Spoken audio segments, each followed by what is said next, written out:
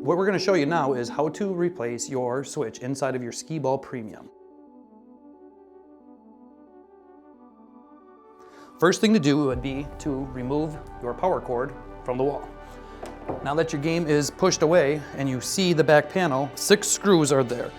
Use your square bit and remove the screws.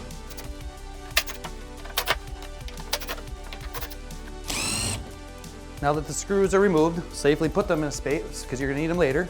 We can now take the back panel off. Place the back panel down and you will see the inside of your Skee-Ball Premium. Now that the game is exposed, find the sensor that we need replacing.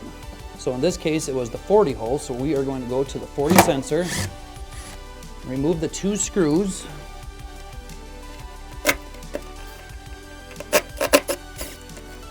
which will release the switch. Remove the bad switch. Here's the new switch. Connect it back, only one way to be able to do that, and replace with the existing holes in the playfield.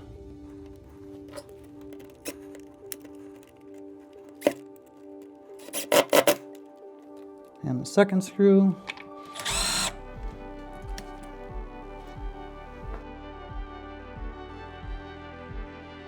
And grab your back panel.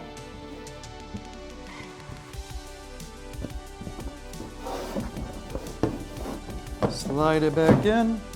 Grab those screws you had before and reattach the back panel.